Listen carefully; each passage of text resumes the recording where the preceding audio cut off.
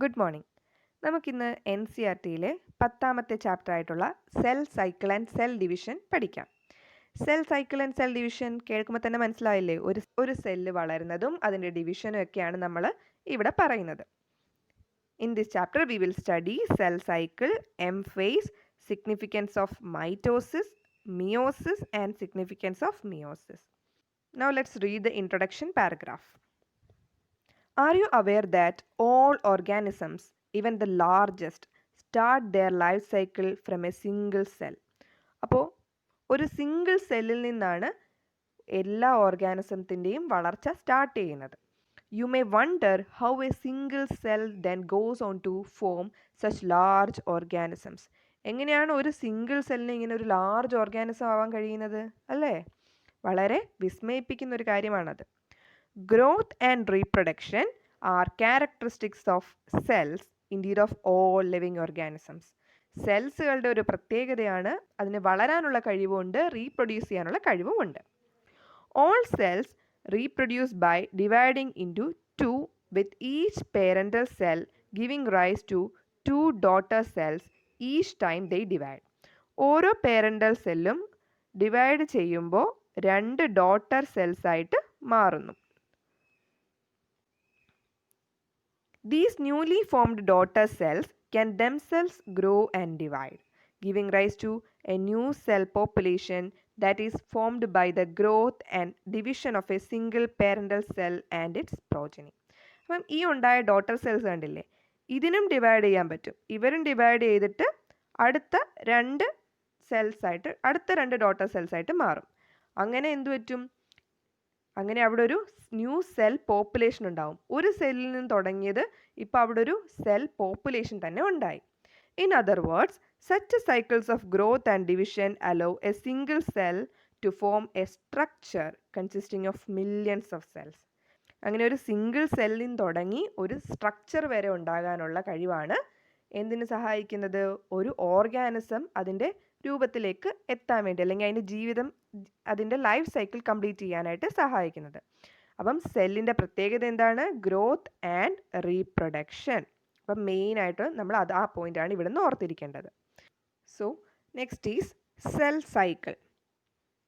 Cell division is a very important process in all living organism. അപ്പോൾ എല്ലാ living ഓർഗാനിസത്തിലെ ഒരു important പ്രോസസ്സാണ് എന്ത്? സെൽ ഡിവിഷൻ എന്ന് പറയുന്നത്.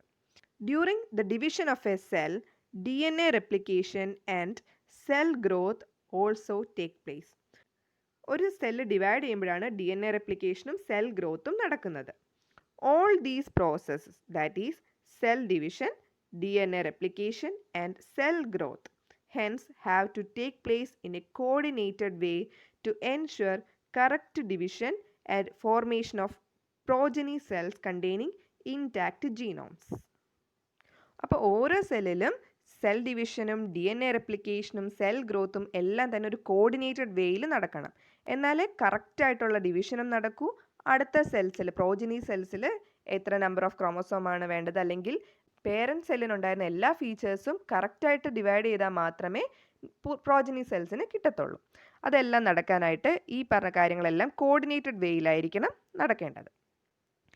കണ്ടെയ്നിങ് ഇൻടാക്ട് ജീനോംസ്, കണ്ടില്ലേ? ജീനോംസ് കറക്റ്റായിട്ട് വേണം പ്രോജനി സെൽസിലേക്ക് എത്താനായിട്ട്. അതായത് ക്രോമോസോം നമ്പർ ഒന്നും മാറാൻ പാടില്ല. Next sentence. The sequence of events by which cell duplicates its genome, synthesis the other constituents of the cells and eventually divides into two daughter cells is termed as cell cycle. So ഇതാണ് cell സൈക്കിളിൻ്റെ definition എന്ന് പറയുന്നത്. എന്താണ്? The sequence of events by which cell duplicates its genome, synthesizes the other constituents of cell and eventually divides into two daughter cells is termed as cell cycle. സെല്ലിൻ്റെ genome duplicate ചെയ്യാനും constituents എല്ലാം synthesise ചെയ്യാനും അങ്ങനെ രണ്ട് daughter cells ആയിട്ട് ആ cell divide ചെയ്യാനും വേണ്ടി നടക്കുന്ന എല്ലാ ഈവൻസിനെയും നമുക്ക് സെൽ സൈക്കിൾ എന്ന് വിളിക്കാം.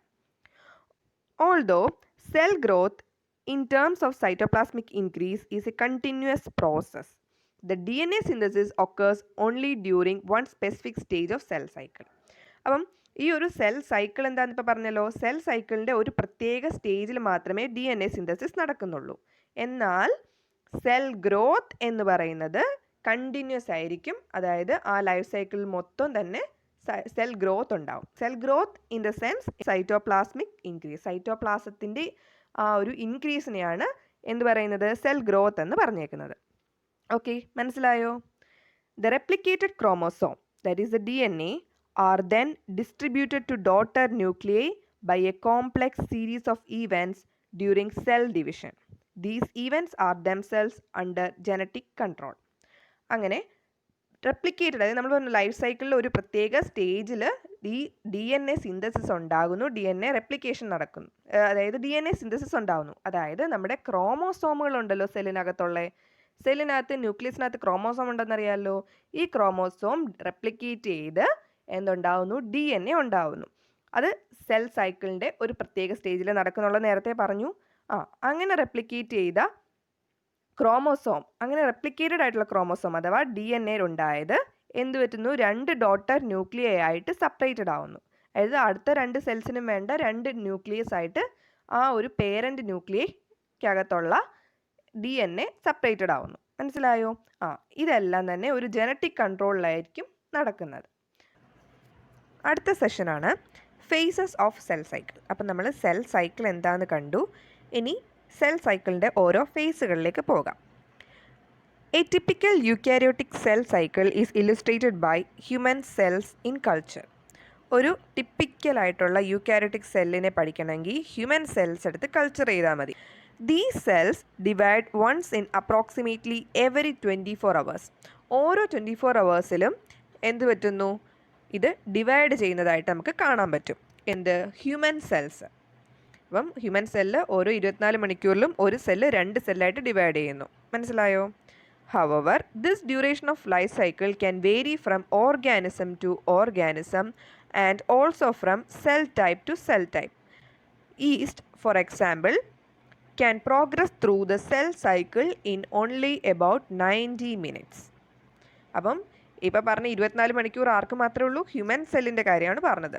ഈസ്റ്റ് സെല്ലിന് അതിൻ്റെ സെൽ സൈക്കിൾ കംപ്ലീറ്റ് ചെയ്ത് അടുത്ത 2 സെല്ലായിട്ട്, അടുത്ത ഡോട്ടർ സെൽസായിട്ട് മാറാൻ വേണ്ടിയിട്ട്, അതായത് ഡിവിഷൻ നടക്കാൻ വേണ്ടിയിട്ട് എത്ര മിനിറ്റ് മതി? 90 മിനിറ്റ് മതി. മനസ്സിലായോ?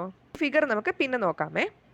Cell cycle is divided into 2 basic phases, that is interphase and M phase or mitosis phase. അപ്പോൾ സെൽ സൈക്കിളിനെ എങ്ങനെയാണ് ഡിവൈഡ് ചെയ്തേക്കുന്നത്? ഇൻ്റർഫേസ് എന്നും എം ഫേസ് എന്നും പറഞ്ഞ് 2 ഫേസ് ആയിട്ട് നമുക്ക് ബേസിക് ആയിട്ട് ഡിവൈഡ് ചെയ്യാം. മനസ്സിലായോ? Let's read. The M phase represent the phase when the actual cell division or mitosis occurs, and the interphase represent the phase between 2 successive M phases. ഒരു cell എടുക്കുമ്പോൾ അതിൻ്റെ ലൈഫ് സൈക്കിൾ അത് divide ചെയ്ത് കഴിഞ്ഞ് daughter സെൽസായിട്ട് രൂപപ്പെട്ട ആ സമയം തൊട്ട് തുടങ്ങുകയാണ്. അവിടുന്ന് സ്റ്റാർട്ട് ചെയ്യുമ്പോൾ അത് ഇൻ്റർഫേസിലൂടെ ആയിരിക്കും കടക്കുന്നത്. അങ്ങനെ ഇൻ്റർഫേസിലൂടെ കടന്ന് വന്ന് അത് അവസാനം ആ സെല്ല് മെച്ചുർ ചെയ്ത് ഡിവൈഡ് ചെയ്ത് പുതിയ സെൽസ് ഉണ്ടാകുന്നു. അപ്പോൾ ആ മെച്ചുറേഷൻ നടന്ന് അത് ഡിവൈഡ് ചെയ്യാൻ തുടങ്ങുന്ന ആ ഒരു സമയം, അല്ലെങ്കിൽ ഡിവൈഡ് ചെയ്യുന്ന ആ ഫേസാണ് എം ഫേസ് എന്ന് പറയുന്നത്. അത്രയും നേരം അതിന് മുന്നേ ഉണ്ടായിരുന്ന ആ ഒരു റെസ്റ്റിംഗ് ഫേസ്, അല്ലെങ്കിൽ അത് വളർന്നുകൊണ്ടിരുന്ന ആ ഒരു ഫേസാണ് എന്ത് പറയുന്നത്, ഇൻ്റർഫേസ് എന്ന് പറയുന്നത്. അപ്പോൾ മനസ്സിലായോ ഇൻ്റർഫേസ് എന്താ, എം ഫേസ് എന്താന്ന്? അപ്പോൾ ഒരു ഇൻ്റർഫേസ് കഴിയുമ്പോൾ അടുത്ത എം ഫേസ് വരും, പിന്നെ അടുത്ത ഇൻ്റർഫേസ് വരും. അടുത്ത ഇൻ്റർഫേസ് വരുമ്പോഴത്തേനും അത് അടുത്ത ജനറേഷനായി കഴിഞ്ഞു. മനസ്സിലായോ? Okay, now let's read. It is significant to note that in 24-hour average duration of cell cycle of human cell division proper lasts only for about an hour. The interphase lasts more than 95% of the duration of cell cycle. മനസ്സിലായോ?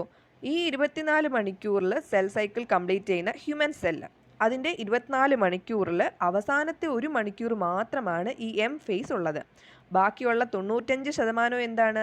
Interface ആണ്. അതായത് ആ cell divide ചെയ്യാൻ വേണ്ടി ഒരുങ്ങുന്നതും അത് full develop ചെയ്യുന്നതും എല്ലാം തന്നെ ആ ഇൻ്റർഫേസ് എന്ന് പറഞ്ഞ സ്റ്റേജിലാണ്. മനസ്സിലായോ? ഓക്കെ, അടുത്ത പാരഗ്രാഫ് നോക്കുന്നതിന് മുന്നേ നമുക്ക് ഈ പിക്ചറിലേക്കൊന്ന് നോക്കാം. This is a diagrammatic view of cell cycle indicating formation of 2 cells from 1 cells. Okay, ഇവിടെ നോക്കുക.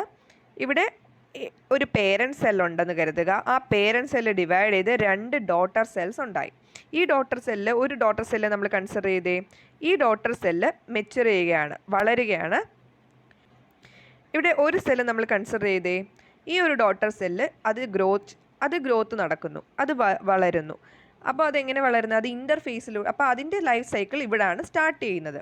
അപ്പോൾ അത് തുടങ്ങുന്നത് എവിടെയാണ്? ഇൻ്റർഫേസ് ആണ്. മനസ്സിലായോ? ഇൻ്റർഫേസിലൂടെ ഈ സെല്ല് കടന്നു പോകുന്നു. ഇപ്പോൾ ഈ ബ്ലൂ പോർഷൻ കിടക്കുന്നുണ്ടോ? ഇത് ഫുൾ ഇൻ്റർഫേസ് ആണ്. അങ്ങനെ ഇൻ്റർഫേസിലൂടെ കടന്നുപോയി ഇവിടെ എത്തുമ്പോൾ അത് ഈ ബ്ലാക്ക് കളർ കിടക്കുന്നുണ്ടോ? ഇത് എം ഫേസ് ആണ്. ഈ എം ഫേസിലേക്ക് കടക്കുന്നു. എം ഫേസിൽ ഇത് എന്തായിട്ട് മാറുന്നു? ഡിവൈഡ് ചെയ്ത് അടുത്ത 2 ഡോട്ടർ സെൽസ് ആയിട്ട് മാറുന്നു. ഓക്കെ, ഇനി ഈ പിക്ചറിൽ തന്നെ നമുക്ക് അതിൻ്റെ ഡിവിഷനും കാണാം. അതായത് ഇപ്പോൾ യെല്ലോ കളറിൽ കിടക്കുന്നുണ്ടോ? യെല്ലോ കളറിൽ കിടക്കുന്നത് ഈ ഇൻ്റർഫേസിൻ്റെ തന്നെ 3 ഡിവിഷനാണ്. ഇൻ്റർഫേസിന് തന്നെ G1 എന്നും S ഫേസ് എന്നും G2 ഫേസ് എന്നും നമുക്ക് 3ആയിട്ട് തിരിക്കാം. അതുപോലെ തന്നെ ഈ എം ഫേസിനെ കണ്ടോ? Prophase, metaphase, anaphase, telophase and cytokinesis എന്നും നമുക്ക് തിരിക്കാൻ പറ്റും. മനസ്സിലായോ? ഇനി നമുക്ക് പാരഗ്രാഫ് വായിക്കുമ്പം ക്ലിയർ ആയിട്ട് മനസ്സിലാവും. The M phase starts with the nuclear division corresponding to the separation of daughter chromosomes, that is karyokinesis, and usually ends with the division of cytoplasm, that is cytokinesis. അപ്പം M phase എന്ന് പറഞ്ഞ face, നമ്മൾ interface പറഞ്ഞു, അത് കഴിഞ്ഞ് വരുന്ന division നടക്കുന്ന face M phase. ഈ എം ഫേസിൽ എന്താണ്? ഈ എം ഫേസ് സ്റ്റാർട്ട് ചെയ്യുന്നത് ന്യൂക്ലിയർ ഡിവിഷനിലാണ്. ഒരു പേരൻ്റ് സെല്ല്, അതിനകത്തെ ന്യൂക്ലിയസ്, ആ ന്യൂക്ലിയസിനാണ് ആദ്യം ഡിവിഷൻ സംഭവിക്കുന്നത്. അങ്ങനെ ആദ്യം ന്യൂക്ലിയസ് ഡിവൈഡ് ചെയ്യുന്നു. അവിടെ സെപ്പറേഷൻ ഓഫ് ക്രോമോസോം നടക്കുന്നു. ന്യൂക്ലിയസിനകത്ത് ക്രോമോസോം ഉണ്ടെന്നറിയാലോ. ആ ക്രോമോസോം സെപ്പറേറ്റ് ചെയ്ത് ഡോട്ടർ ക്രോമോസോംസ് ഉണ്ടാവുന്നു. അതിനെയാണ് കാരിയോകൈനസിസ് എന്ന് പറയുന്നത്. അപ്പോൾ നമ്മുടെ സെല്ലിൽ 2 ന്യൂക്ലിയസ് ഉണ്ടാവും. 2 ഡോട്ടർ ന്യൂക്ലിയസുകൾ ആണ്. 2 ഡോട്ടർ ന്യൂക്ലിയസ് ഉണ്ടാവും. ഇതിനെയാണ് കാരിയോകൈനസിസ് എന്ന് പറയും. ഈ കാരിയോ എന്ന വാക്കിൻ്റെ അർത്ഥം എന്താ? ന്യൂക്ലിയസ്. നമ്മൾ യൂകാരിയോട്സ്, പ്രോകാരിയോട്ട് എന്ന് പറഞ്ഞില്ലേ? കാരിയോ എന്ന വാക്കിൻ്റെ അർത്ഥം ന്യൂക്ലിയസ് എന്നാണ്. അപ്പം കാരിയോകൈനസിസ് എന്ന് പറഞ്ഞാൽ പുതിയ ന്യൂക്ലിയസ് ഉണ്ടാവുന്നതിനാണ്. അപ്പം ഇവിടെ പേരൻ്റ് സെല്ലിലെ ന്യൂക്ലിയസ് ഡിവൈഡ് ചെയ്ത് 2 ന്യൂക്ലിയസ് ഉണ്ടായി, 2 ഡോട്ടർ ന്യൂക്ലിയസ്. അപ്പോൾ കാരിയോകൈനസിസ് നടന്നു. അവിടെയാണ് എം ഫേസ് സ്റ്റാർട്ട് ചെയ്യുന്നത്. ഇതാണ് എം ഫേസിൻ്റെ സ്റ്റാർട്ടിംഗ് എന്ന് പറയുന്നത്. ആൻഡ് എൻഡ് ചെയ്യുന്നത് എവിടെയാണ്? സൈറ്റോപ്ലാസം ഡിവൈഡ് ചെയ്യുന്നു. ഇനി സൈറ്റോപ്ലാസം ഇതിന് നടുക്കൂടെ അങ്ങ് ഡിവൈഡ് ചെയ്യണം. അങ്ങനെ അത് 2 സെല്ലായിട്ട് അങ്ങ് മാറും. മനസ്സിലായി? ഇത് 2 സെല്ലായിട്ട് അങ്ങ് മാറുന്നതിനെയാണ് സൈറ്റോകൈനസിസ് എന്ന് പറയുന്നത്. അപ്പം സൈറ്റോകൈനസിസ് എന്ന് പറഞ്ഞാൽ സൈറ്റോപ്ലാസം ഡിവൈഡ് ചെയ്യുന്നതും, കാരിയോകൈനസിസ് എന്ന് പറഞ്ഞാൽ ന്യൂക്ലിയസ് ഡിവൈഡ് ചെയ്ത് അഥവാ ഡോട്ടർ ക്രോമോസോംസ് ഉണ്ടാവുന്നതാണ്. മനസ്സിലായോ? ഓക്കെ, അപ്പം ഇത് രണ്ടുമാണ് എം ഫേസിൽ നടക്കുന്നത്. M phase starts from karyokinesis and ends in cytokinesis. Okay, the interphase, though called the resting phase, is the time during which the cell is preparing for division by undergoing both cell growth and DNA replication in an orderly manner. M ഫേസിന് മുന്നേ വരെയുള്ള face എന്തായിരുന്നു? Interface ആണ്. ഈ ഇൻ്റർഫേസിനെയാണ് resting face എന്ന് വിളിക്കുന്നത്. ഈ ഒരു ഫേസിൽ റെസ്റ്റ് ചെയ്യുകയൊന്നും അല്ല ശരിക്കും പറഞ്ഞാൽ സെല്ല് പ്രിപ്പയർ ചെയ്യുകയാണ്. സെൽ ഡിവിഷൻ നടക്കാൻ വേണ്ടിയിട്ട് പ്രിപ്പയർ ചെയ്യുന്നത് ഈ ഒരു ഫേസിലാണ്. അവിടെ എന്തൊക്കെ നടക്കും? ഈ പ്രിപ്പറേഷനകത്താണ് സെൽ ഗ്രോത്ത് ഉണ്ടാവുന്നതും DNA റെപ്ലിക്കേറ്റ് ചെയ്യുന്നതും. Okay, the interphase is divided into 3 further faces.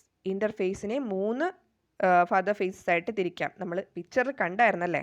G1 phase അഥവാ ഗ്യാപ്പ് 1, S ഫേസ് അഥവാ synthesis phase, and G2 phase is the gap 2 phase. ഇൻ്റർഫേസിൻ്റെ ഡീറ്റെയിൽ ആയിട്ടുള്ള കാര്യങ്ങളൊക്കെ നമുക്കിനി അടുത്ത വീഡിയോയിൽ പഠിക്കാം.